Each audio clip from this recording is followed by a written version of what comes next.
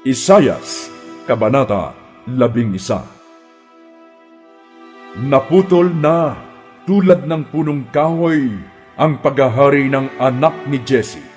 Ngunit katulad ng pag-usbong ng mga bagong sanga sa pinutol na puno, sa lahi niya'y lilitaw ang isang bagong hari.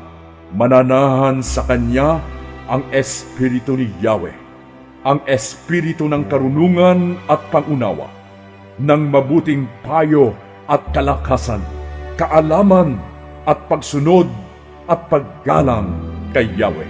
Kagalakan niya ang sumunod at gumalang kay Yahweh.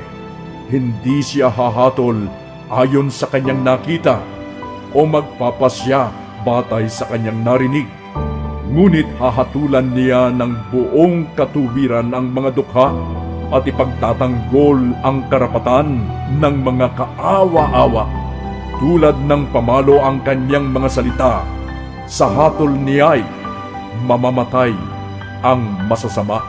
Maghahari siyang may katarungan at mamamahala ng may katapatan. Maninirahan ang asong gubat sa piling ng kordero. Mahihiga ang leopardo sa tabi ng batang kambing.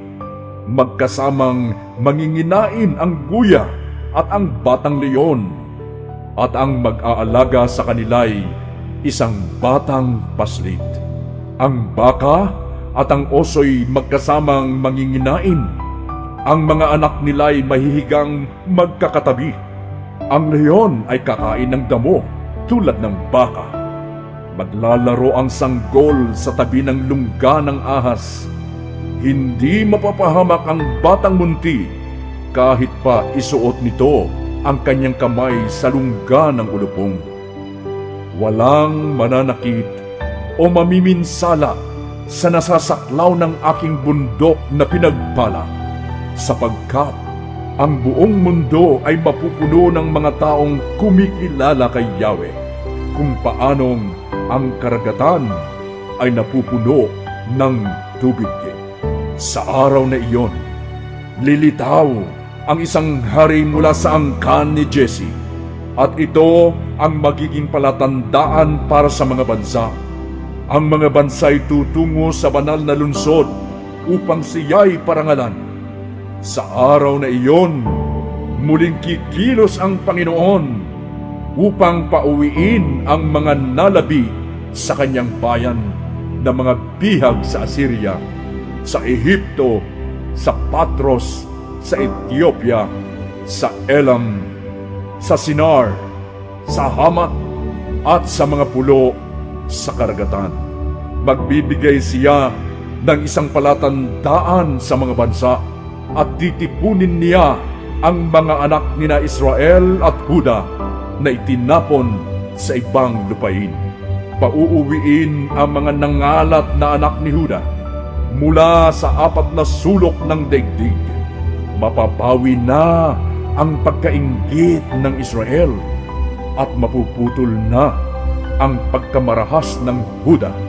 Hindi na maninibugho ang Israel sa Huda, at hindi na kakalabanin ng Huda ang Israel.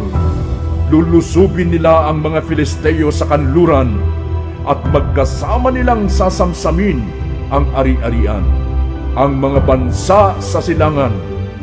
Sasakupin nila ang Edom at Moab, at susundin sila ng mga Amonita. Tutuyuin ni Yahweh ang dagat ng Ehipto, at magpapadala siya ng mainit na hangin upang tuyuin ang ilog Euphrates. Ang matitira lang ay 7 maliliit na batis na tatawiran ng mga tao, at magkakaroon ng isang malapad na daan mula sa Assyria para sa mga nalabi sa kanyang bayan, kung paanong ang Israel ay may nadaanan nang sila'y umalis mula sa Ehipto.